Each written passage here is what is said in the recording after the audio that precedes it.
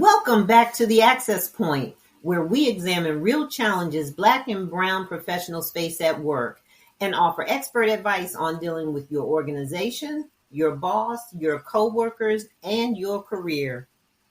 I am Dr. Wendy M. Edmonds. I'm an author, management consultant, and interim chair in the Management, Marketing, and Public Administration Department in higher ed. My area of research is toxic followership. That's right. Why do people follow bad people? And I'm a workplace toxicologist helping you to dismantle the poison people bring to work. Now, you all know I am not alone. I have a wonderful co-host, Dr. Lonnie Morris. Dr. Lonnie, let's roll. Thank you so much, Dr. Wendy. It's always great to be here with you. I am Dr. Lonnie Morris, management consultant and professor. I spend my days helping really brilliant, smart people unravel incredible challenges at work. Most of my time is spent helping you hate your job less. I love being here at the Access Point. I want to make sure you check us out on Flipboard. You can go to flipboard.com/@theaccesspoint for all the links to the articles and studies and research that we mentioned in this discussion and any others. Well, you know, here we keep it real. So I have a disclaimer for you. The thoughts and views expressed in tonight's discussion do not reflect the views of any organization with which the hosts or guests may be affiliated. I'm glad you said that because this is going to be a rough one today. Today's show, we're talking about the spectrum of gatekeeper and mentor, right? Particularly when it comes to Black and Brown folk in the workplace looking for guidance from us and what that looks like. And we have none other than the brilliant, the powerful, the triumphant Dr. Brenda Carter, who is rejoining us. This is her second time on the Access Point. She is the founder and creator of Diverse Us LLC. She offers strategic DEI advising to corporations keen on making a genuine difference but ensure the path forward. She is an expert business psychologist, and she leads and a leading diversity, equity, and inclusion expert with a dynamic, relatable presence that helps throughout corporate America. She's got over a decades of experience doing this work, including a recent stint in the Pepsi Global DEI unit. She is a powerhouse in change management, executive coaching, organizational justice, and she is an unmatched trailblazer. She's a pioneer in this work, and we're excited to have her here. And she just dropped a book not too long ago called Why Not Me? My Journey to Leadership. We're going to get into that. Dr. Brenda, welcome back to the Access Point. Thank you. I like the fanfare. Give me more. This is great. we all need fanfare, so we love it. We love it here. Thank you for sharing your time with us. So you are the perfect person to help us start unraveling this and talking about this. But I want to start us off here. We hear, I think, this term pretty much in casual language, and sometimes it's a colloquialism. But I learned that the idea gatekeeping actually comes from communication, right? So it's a thing that goes back to communications literature. So when we start talking about gatekeeping, what are we talking about, Dr. Brenda? What is that? Yeah, great question. So gatekeeping, basically, that's like, when you think about a guard standing at the gate that says who can get in and who can't. That's what I look at it as. It's like a bouncer in the club, right? You stand in line, you want to get in, and the bouncer's like, no. That's relatable. Yeah, you can't get in. That's my version of gatekeeping. Either you can get in depending on your qualifications or what you bring to the table, or you can't, right? Just depending on what you don't have and what they want represented in the club. So that's my definition.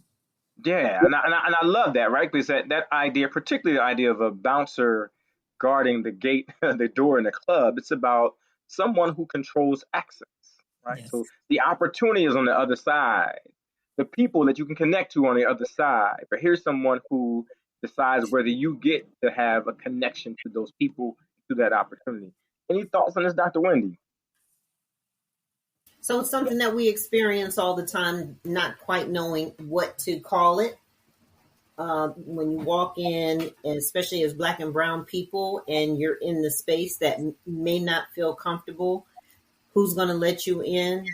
Who's going to create this space for you to feel comfortable, confident? You bring some of that with you, but it always is a level of acceptance that we look for in the workspace. And there are only certain people who will let you in that gate or not. That's good. That's good, right? That takes us into this. And this is a really important question. I saw this in the Michigan Chronicle earlier this year. It says there's a piece called "Do We Gatekeep in the Black Community?" Right? So it's always is this a us and them thing? Is this a real thing for us? So here's what the author likened it to: that gatekeeping for us is a direct line to this notion of crabs in the barrel, right? That there are people who block access to resources, to opportunities, to people because our success is viewed as a threat. That's what they. So my question to you, and we'll start with you, Dr. Brenda, is this a us thing, or can Black people really be gatekeepers? I feel like that's a two-part question. You said, is it a us thing? Is it confined to us? No, absolutely not. Right? I've seen other cultures do the same thing. Now, when you say, can we gatekeep? Maybe in this day and time, we might have more access where we have more accessibility to gatekeep, possibly, right? Especially if you are in an environment that promotes tokenism, then you're going to get the gatekeeping behavior because the pie is shrinking. There isn't enough to go around. So I do think that we can practice it, especially when we're in, those environments, when the crab is in the barrel rather than in the sea. I'm wondering too if, in fact, companies don't create that crabs in a barrel mentality by making sure that you know that there's only space for one. Now, we may have brought more than one of you in, but we're only interested in one of you. And that creates the friction and the dysfunction among the Black and brown people. Absolutely. I think so. Because think about this, right? When you say, I'm only going to allow one at the top, and you look at the tokenism behind it, that also means that don't you bring none of your people with you. So I'm going to let you at the top, but I only want you at the top. So I'm going to make you ineffective. I don't want you opening up doors for anybody that looks like you. I want you to open up doors for people that look like us. It's just that we're going to put you as the face, right? And so it creates this internalization that ends up harming us rather than helping us. I wish y'all could see my face right now.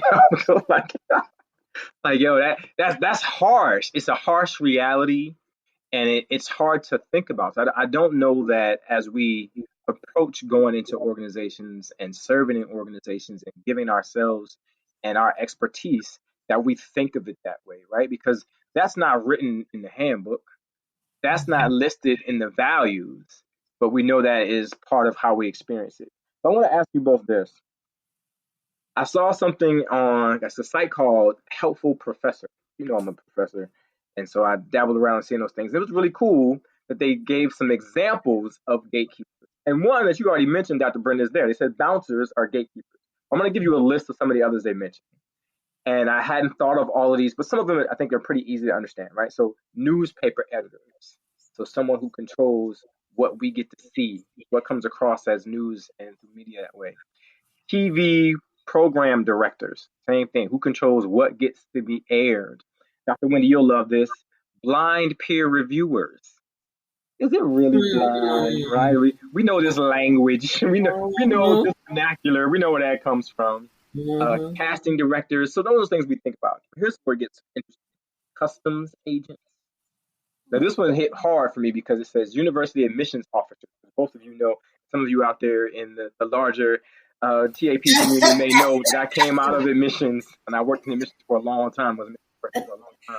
Home loan officers, and we know there's lots of data around that we see with our people.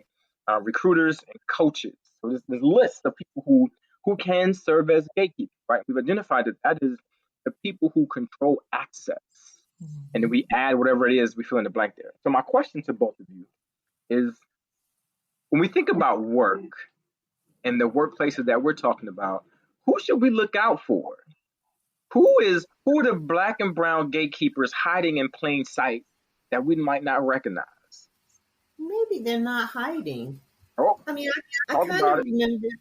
I remember an experience that I had in industry, and I really admired this person for being African American and being at a VP level. You know, there were no females at all. So this was really exciting for me. And she seemed as though she was a mentor in some respect, in some spaces. And then I began to notice that there was, more than code switching whenever there were other people around. But I became a test. So when I was with her, it was, well, let's see how they feel about you, and then I'll give indication as to whether or not I'm going to support you. And I didn't understand the shift, and I felt ostracized immediately because I was different. I was very different. I was me every day, all the time. I didn't change because we were around a group of directors or, our guests, our clients from other spaces. It was me. This is who I am. And she was not sure whether or not they were going to accept. And so she really pushed me to the side until she saw whether or not there was going to be a level of acceptance. And how about there wasn't a level of acceptance? It wasn't because I didn't have the credentials. It wasn't because I wasn't professional. I was just like everyone else in the room. But for whatever reason, they wanted that one Black person as the token. I did not make that cut. Wow. It was a terrible feeling. That's sad. I'm sorry you experienced that. Right. Yeah. I'm like, where's she at? You want me to go, like, do something to her? I'm joking. We already know Dr. Brenda is a gangster. We already know that. You call your cousin to come pull up? You want me to spin a block? Who else? So I appreciate that, right? So sometimes it's not as covert as we might think. That some of it is very blatant. Dr. Brenda, who else should be looking out for in the workplace? Who are the gatekeepers we might not recognize? See, here's the thing. I kind of learned to start looking at things more systematically because the individual people, those are the actors, right? There's a puppet master behind it. Preach. So Preach. you see that one person, that's just a fruit of what's greater going on underneath. Because now that I'm understanding even the world of corporate politics and what goes on behind that, what the coaches say when you get to a certain level and you get an executive coach, and the things that they tell you about positioning yourself. And then you have social capital and you have to learn how to use it the right way and all of the things, right? But the truth of the matter is that even before you get to there's an entire system that is like pushing this stuff, where it's almost like if you're not at the top, the tip of the top, in which we usually aren't, right? You're just trying to survive. And there's a whole bunch of people that are there with you that are trying to survive. And it's in a manner where it's, dog eat dog, survival of the fittest. I'll get you before you get me, right? Or I just barely made it in. Girl, I don't know if there's enough room for the two of us. So it's I don't feel like we've gotten there all the way where we've really identified the true gatekeeper. Like, you have a front man, but who's powering the front man? Now, gatekeepers can come in the form of administrative assistants. They can come in the form of whoever is most influential in that building that may not have a title, but they have somebody's ear. right? Yeah. And so those are the ones that are hidden, right? It's not always in plain sight because you don't know different people's connection point, and you don't know who you could be rubbing the wrong way. You know, like I can walk in and somebody could feel some type of way because they're like, oh, she thinks she cute. I mean, granted, okay, I might be, but I'm not thinking about that. You thought Let's be clear, right? right, but that wasn't. Let's be clear. But it can put you on somebody's target list. But if you come back for a little bit and you look at the landscape of as you go up, that's the politics of it, and it's like, okay, well, who's running the politics? So it's not an easy, straightforward question for me, I guess. Yeah, and I love that, right? Because it's helping us recognize that this issue of gatekeeping and mentorship and sponsorship and that whole conundrum of ideas is not an easy thing to navigate. That's why we talk about it here, because people need to understand and really unpack that. So I love that we're saying, hey, there are other things to look out for. It may not be somebody who is in a position of power in a hierarchical way, in the hierarchy, right? But they've got someone's ear that you don't know that they talk. They have access. So there's the person who can tell that thing to that person that you don't even know they're having a conversation. There's no way that you would recognize that these two people who seem on the surface very unconnected, and there's no reason they would be related or even having a social conversation, but they are. Right? So that's important to watch out for. So I want to connect this to this brilliant book that you have, Dr. Brenda. And I've read so there's some moments in there, and I don't want to steal all the thunder of the book. Some people to go out and check it out.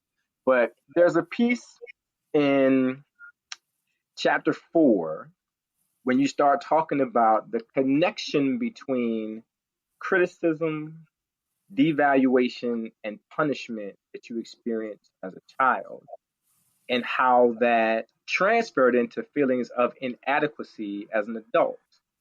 So in the context of this conversation, I'm thinking about if you've got gatekeepers doing the things that Dr. Wendy just described, doing the things that you just identified, so we could probably experience, and some people who are listening right now, and some of us probably have experienced this criticism, devaluation, and punishment in these workspaces because people are deciding that you are not worthy to have access. You don't get to talk to this person. I can't fit you in on his calendar. I can't make the connection so you can talk to her. So my question to you, and then Dr. Wendy, I want you to go after Dr. Brenda, what is the long-term effect of not dealing with gatekeeping in our organizations, both overt and covert? Yeah, that's a good one. First and foremost, it's a two-part deal because the company, you're eventually going to leave, right? You're going to look for a safer place to be. But the opposite end is it can make you think you're something you're not in a negative way. It'll make you think you're lesser than what you are, right? Because they asked the fish to climb a tree. You'll think you're inadequate because you couldn't climb the tree. No, you weren't made to climb the tree. You were made to swim, right? But when you're constantly berated. Wait, where's your family from? Because I've never heard that.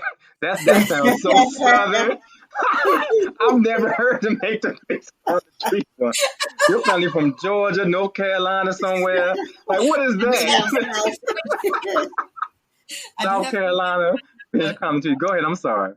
But the thing is that if you're constantly in an area where they're telling you you're not good, or you need to be perfect, you need to be a full service employee, you need to tick the box, right? And we're not going to give you this promotion or this acknowledgement or this because of what you don't have. And then you see somebody else that doesn't have what you have, but they packaged it in a different way. Your mind will start to think, well, maybe they're right. Maybe I'm not ready. Maybe I can't, right? When really it's you're in the wrong environment, going back to the fish in the tree analogy, right? And so the danger of that is you will continuously live underneath your capabilities.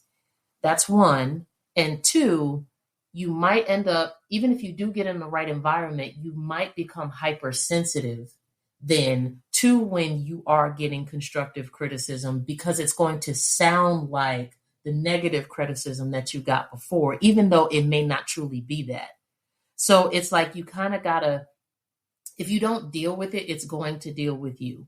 So you're going to want to get all of that out of you. You got to get yourself recentered to know who you are and what you bring to the table.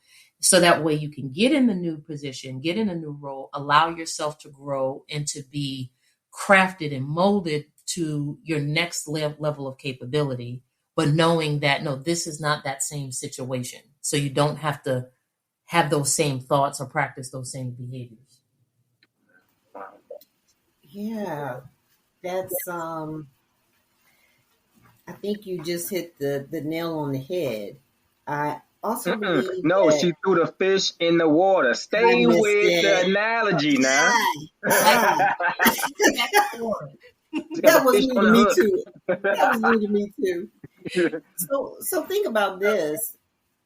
Even if you stay too long and have that type of emotion on your next job, you might become that workaholic under the pretense that you believe you need to work twice as hard, you need to do better, when in fact you've only been devalued because of the environment you were in, not necessarily because you don't have the skill set. And that's why it's important never to compromise, but to know your values and stick with it.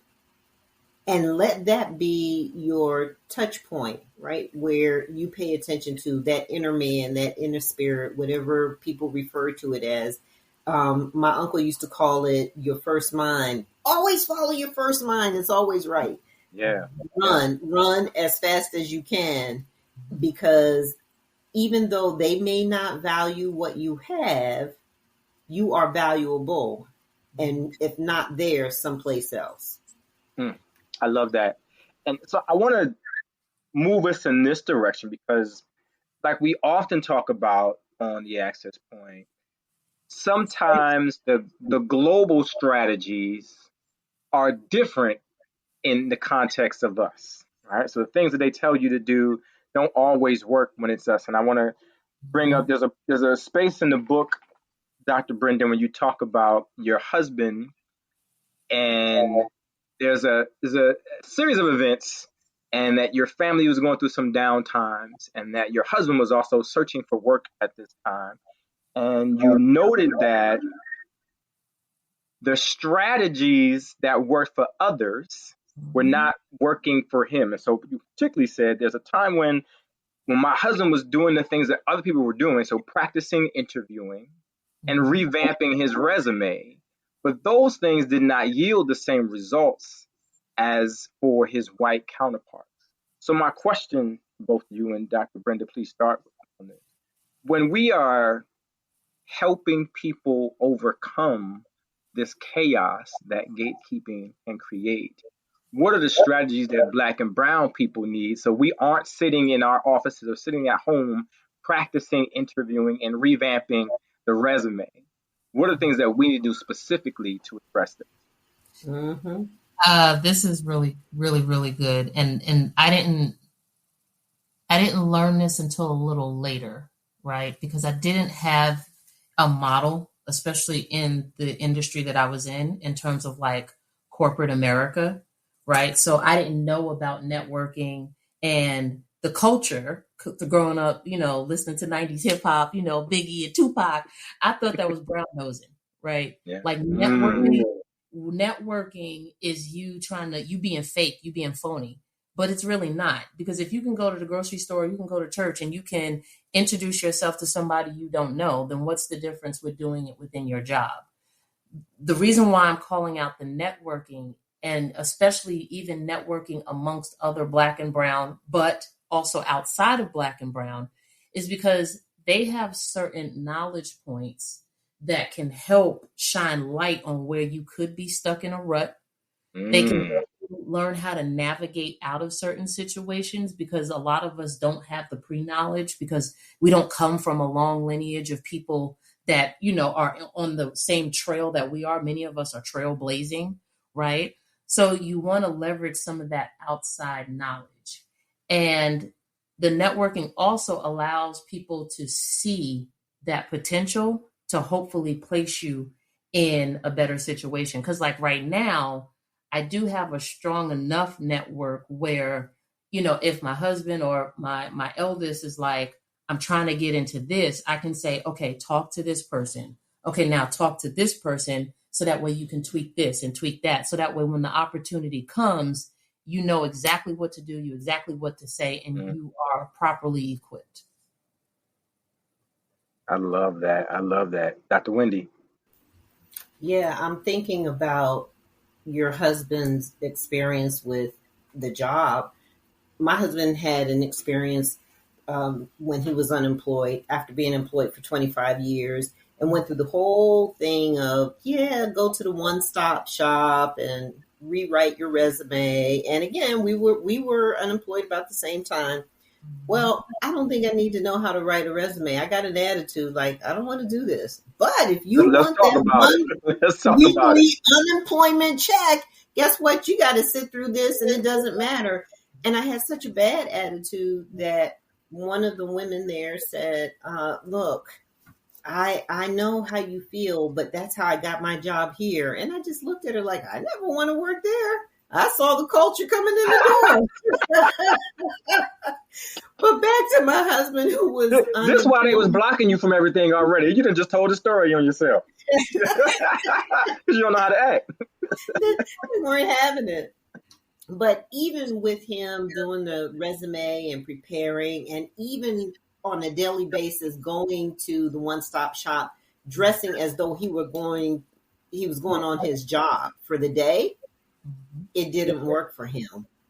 And after so many times of that, he said, no more of that. And we sat down, and when I asked him, what is it that you really want to do? It was his own business, and that's what he's been doing ever since. I love that. I love that. Thank you both for sharing. Well, thank you for sharing that story in the book, Dr. Brenda. Thank you for sharing that story right here with us, Dr. Wendy. There's something else from the book. There's so many great pieces from this book that I think connect to this idea and the things that you're helping us learn and unpack, Dr. Brenda. So here's what I'm thinking now, right? When you get to chapter 6 in the book is called Community in Unlikely Places. So we're talking about part of getting over it is not going to the one-stop shop where they tell you in that way. It's not rewriting the resume. It's about networking. My question to you both is building and embracing the community an antidote to gatekeeping? And so the part two of that is, where is the unlikely community for us? Yeah. Okay. So it could be an antidote. It could also be an antidote towards getting people out of that mindset, right? So remove them from the tokenism environment and let them see their own broader community. Because sometimes as you start seeing more people that are in those power places that look like you, it kind of humbles you a little bit, because you're like, oh, wait a minute. They're in that spot, but they're being a more impactful leader, right? They're doing things like, I get to finally see a model of what this could look like.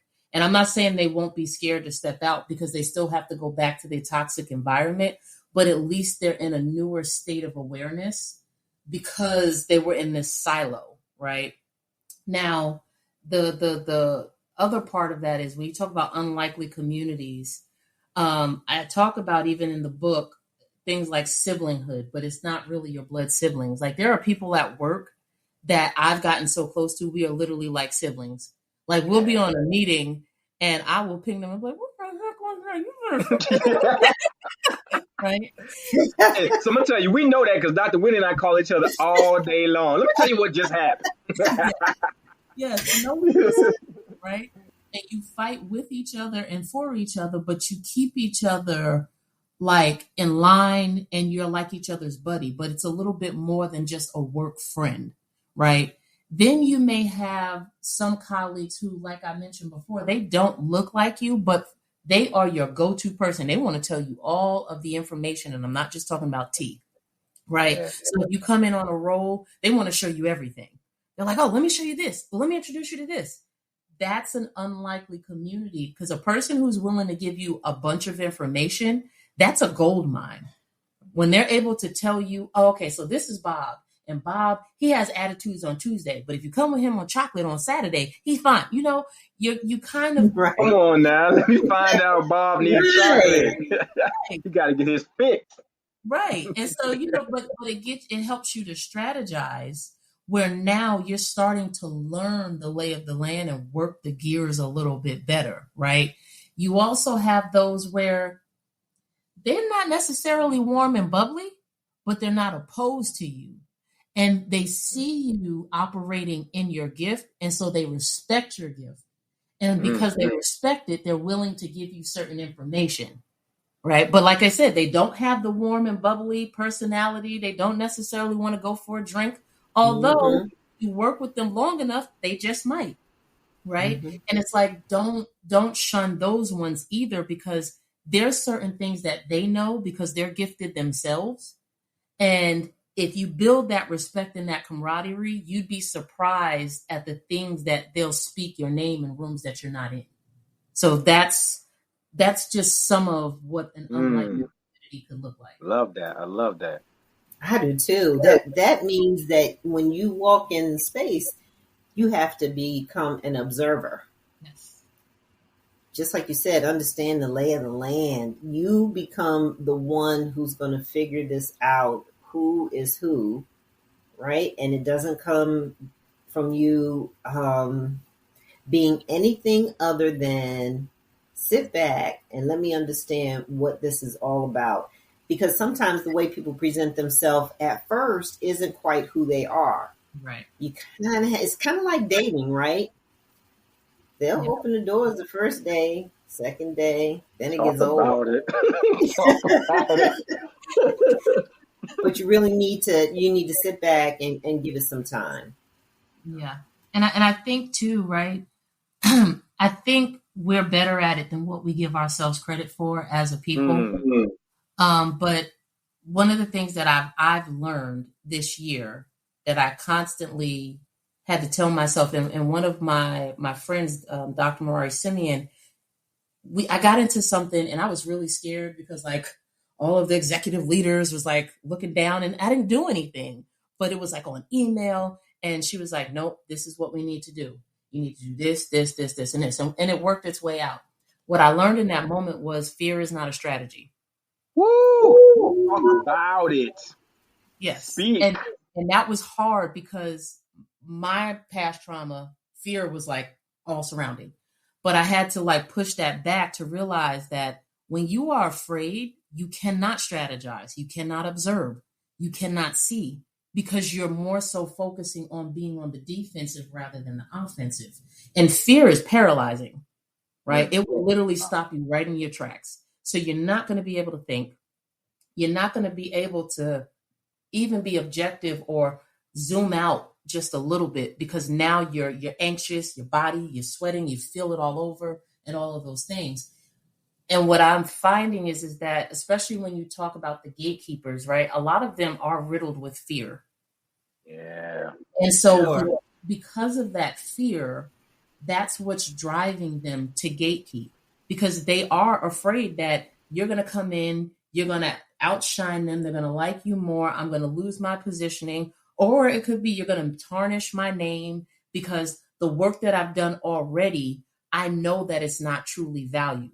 And so one thing could just out the door, right? And there's a possibility that I might not be able to go somewhere else and get the same positioning, better the devil you know than the angel you don't.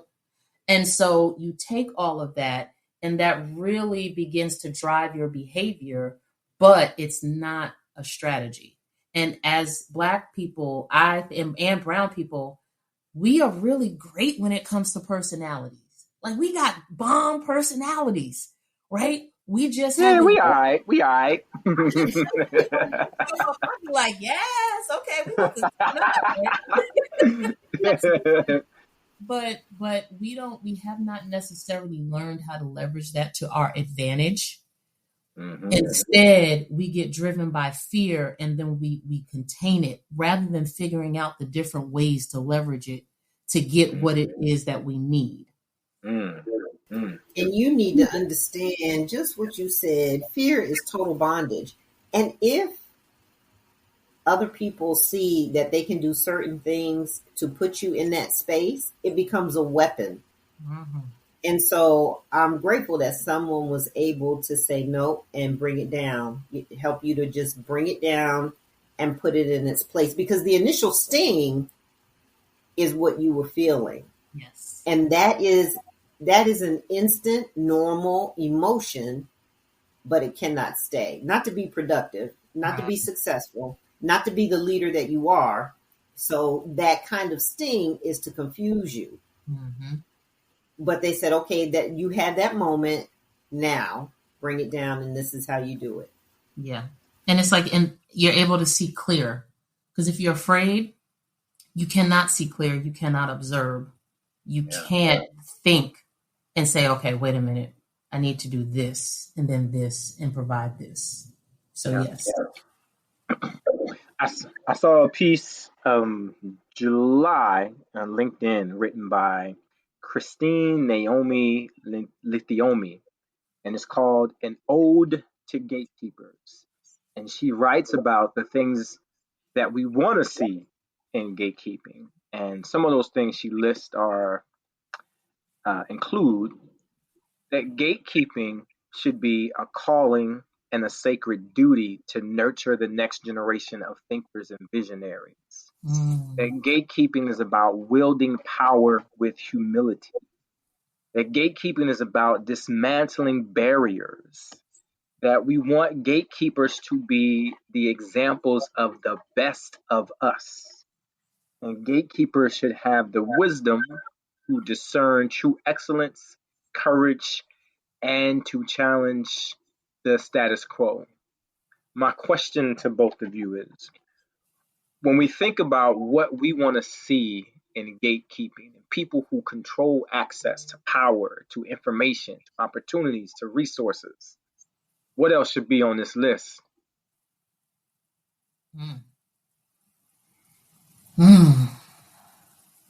I I guess what would say creating. Go ahead, everybody at once. Go ahead. I would say creating spaces for people to not just seek you out, but make yourself available for helping, for providing these safe spaces to support others to come along, so that there isn't just one gatekeeper. There's more than one corner in the building. We can have gatekeepers all around us, and their role is to mentor, their role is to sponsor, their role is to support. Yeah, I like that. I think I would add, make sure that when you're gatekeeping, you're keeping out the status quo. Stop Mm, perpetuating the same cycle, right? So, mm, so if someone else is coming in and you see that they are a part of the status quo and they keep things going the same way they've been going, and you know there needs change, you be that gatekeeper that says, no, I'm not going to let you pass. So that's what I would add to that. Is there a t-shirt for that? so that's interesting, because when we talked earlier and we listed out the roles that where gatekeeping exists, I had a conversation with some colleagues yesterday about being on a search committee for a senior executive for an organization, and not realizing in that space that I was playing the role of a gatekeeper, and that committee was really gatekeeping. But to your point, Dr. Brenda, seeing people on who had come through as interviewees and candidates and recognizing this status quo in them, right? This is someone who is talented, who's got the experience, but I'm very clear about how you've described your work, how you describe what you want to do here, that you can maintain the shop. We don't need nobody to maintain the shop. Right? That's not what we want, right? We want somebody who's going to expand the possibilities and create newness and open doors. And eventually, I think one of those people who was the status quo guardian was brought on to the organization because the other senior leaders identified with that very well, right? So there's something different about gatekeeping in that space and recognizing those differences. I appreciate that. Last thing related to this brilliant book you have, Dr. Brenda. Chapter 5 is called I See. And you tell this extraordinary story about seeing your own reflection, seeing Pam. I don't want you to go through the whole story here, so that I want people to go and read the book and understand who Pam is and what happened there. But what I want you to help us understand as it relates to gatekeeping and figuring out if you are sponsoring, if you're mentoring, all things we're talking about here. What do we want people to see when they look in the mirror? Yeah. What is that? I talk about your pure identity. And the reason why is because when you think about whether you're a gatekeeper or a person that is in a position of influence, you have to be able to recognize the purpose behind it. Why were you, there was a reason why you were put in that position of influence, right? That's one. Two, there's a certain reckoning and there's a certain awareness that you have to have about yourself in order to be able to properly manage the power that you've been given. You have to be at peace with that. You have to be okay with being human. You have to be okay with even improving, but you have to be very sure about who you are and who you aren't. And when you are in that space of calm where other things don't threaten you, you don't feel the competition, right? And all of the things that get us to kind of act outside of our nature. I think then we're able to then not have the gatekeeping have such the negative connotation that it has, but then it can turn into a more powerful connotation. But there's a sense of identity, because that whole chapter is really about having a sense of identity that perhaps is more pure than what you originally thought, because sometimes narratives get pushed on us that it's not our narrative, right? Somebody told that that's who you are and you believed it, but it's contrary to who you really are. And so getting to that point where you can be strong in that identity and in those values, that's when you can really start leveraging the position that you're holding at the gate more powerfully. I love that. And when all of you go out and read the book, you'll recognize why that resonates so strongly. Dr. Wendy, what do we want people to see in the mirror when we think about this? I want them to see themselves for who they are and who they want to be, and to help others to get there. Like, there is a responsibility as a gatekeeper. There's a responsibility as one who looks to the gatekeeper. Whether they're doing something that is valuable, that's going to help you or not, you're going to have to decide how you're going to handle that. I think there's a danger if you look in the mirror and you don't see what you even thought of yourself to be. And are you in the space where that's going to take you to where you want to be? You're not going to change, right? Just because of that. But if you look in the mirror and you don't see that person, you don't see what you know you should be looking at, that's a danger zone. Wow, that's powerful. As always, I love these conversations, and I'm so glad we get to have you both help all of us unpack it. Our takeaways today are, excuse me, when we think about this from an employee standpoint, we want you to be intentional about identifying the gatekeepers, and in all forms and shapes that they show up, that you're clear that these are people you need to befriend if necessary, watch out for if necessary, warn others about, right? You got to figure out what's the role you need to play with each of them. We want you to understand and figure out who has someone else's ear Who is connected to others? Those are people that you need to connect with as well. Monitor yourself, because if you're stuck in a bad gatekeeping relationship, it might force you to workaholism, right? And we talked about that in the previous episode here, what some of the dangers of that. Remember that networking is not brown nosing. There is Ooh, that's a power. big one. There is power in meeting people and connecting with people across your organization, across your industry, across the areas of expertise. Powerful one right here. Fear is not a strategy.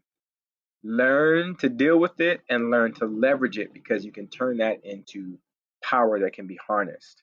There's something very significant about seeing your reflection, and I can't wait for all of you to go and read Dr. Brenda's book about this experience of seeing Pam. I didn't say who Pam was, seeing her mother in her own reflection, right? So that there's something serious about the reckoning that comes with that, the peace that you need to get to, the humanity that emerges from that, knowing yourself, knowing who you are and who you are not, and how those reflections and harnessing that power can help you fight these instances of bad gatekeeping.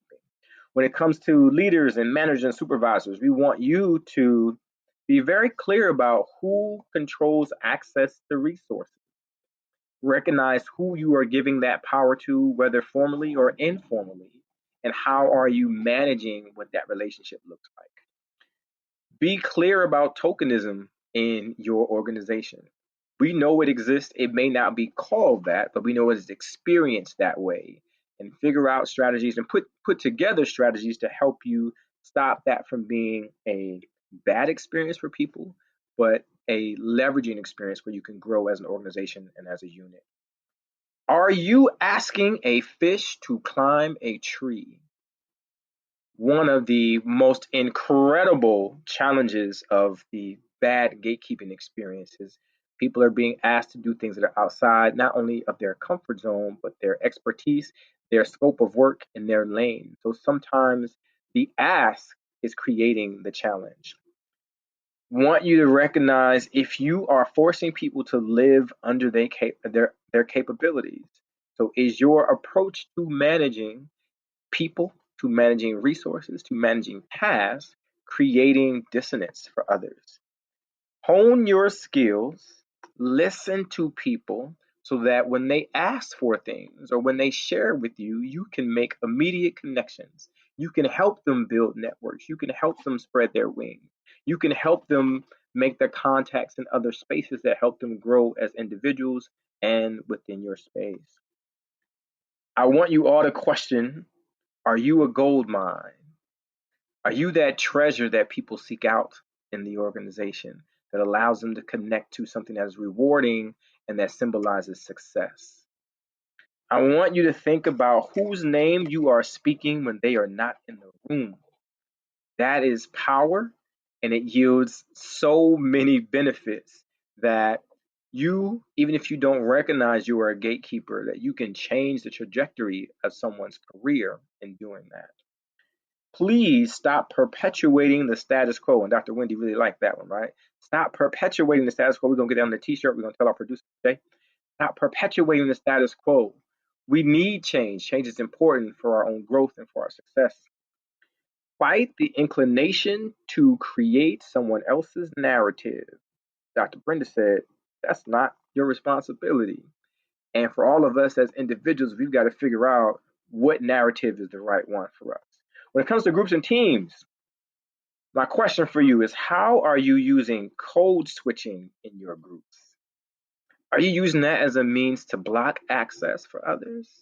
Are you ostracizing people in the way you change how you navigate? Dr. Brenda told us to unravel the system, figure out who is in charge, because most of the people are puppets. Find out who the puppet master is, and you will solve most of your problems.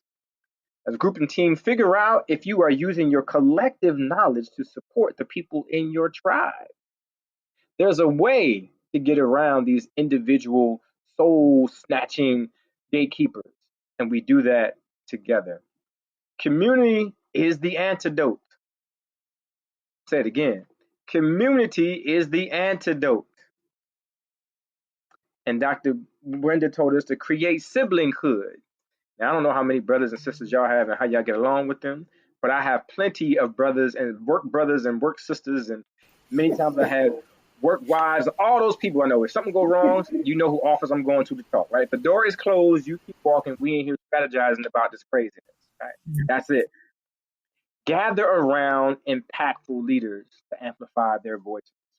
From an organizational perspective, we want you to know that if there is only one, there is already friction. So your role from a macro standpoint is to create space for more than one so that you build from there. We know that there is gatekeeping. We also want you to know that gatekeeping diminishes feelings of safety and belongingness. And so it should not be a strategy used to harm people. Use it when necessary. There are always going to be gatekeepers, but make sure that you are building a space where it is safe for people to thrive and to be together. Figure out the things in your organization that are creating competition, right? Because gatekeeping can emanate from that. If there's a culture that creates competition, then people will start to block access. Understand what systems in your organization and across your portfolio create less than mindsets. Because you've already created the narrative that she can't or he can't or they can't do. And then you're perpetuating that with the other things that are built around the system that you are pushing.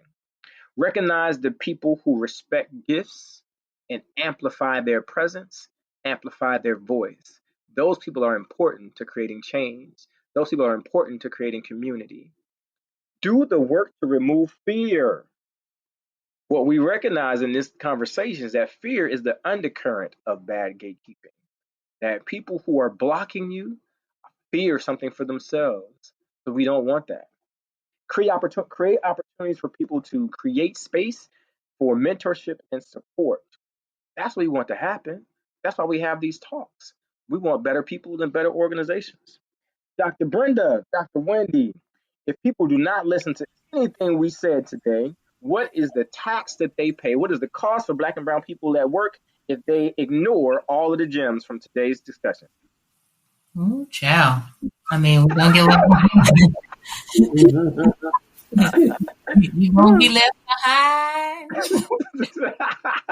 You got to look at us like the Harriet Tubmans of today. We trying to tell you this. Come on over here. Yeah, no, you run the risk of really getting left behind, and especially because there's so much change, we don't want to be left behind again. I know historically we have, and I'm not saying that we're not always in this battle of 2 steps forward, 5 steps back, but we still need to keep pushing forward because times are changing. You got AI, you got different groups emerging, and so it's like make use of the time that we have by listening to the gems that were dropped today and really start tapping in, right? Because we don't have to all get pushed out, right? Now, we may have to deploy strategy, right? Or you may take your talent somewhere else, but make sure that you're doing what you got to do so that way you can stay tapped in. Mm-hmm. I love that. Dr. Wendy. Mm-hmm. You literally have a pain in the neck. If you continue to be in an environment where you are beat down, it's going to cause you the pain in the neck. And when you have a pain in your neck, it is hard to stand up straight and move forward. That could be dangerous. Don't stay.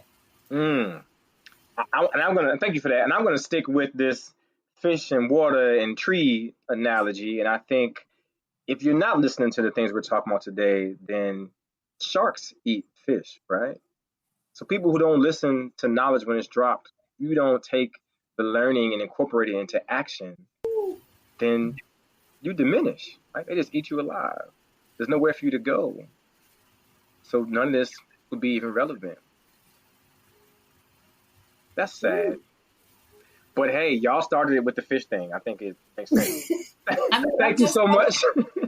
Thank you so much, everybody, for joining us. We love having you listen and share with us at the Access Point. We discussed a lot. Keep the conversation going. You can find the Access Point wherever you get your podcast. Remember to like, share, comment, and subscribe. Also, remember we're on Flipboard, flipboard.com/@the-access-point. If there's something that we shared today that resonated with you, you got another question, you got an aha moment, thoughts for a future discussion, use the hashtag TAP Reflections. That is TAP for the Access Point Reflections across all of your social media channels. Let us know. Always great to be with you. Thank you, Dr. Wendy. Thank you, Dr. Brenda. Everybody have a good night. Good night. Good night, everyone.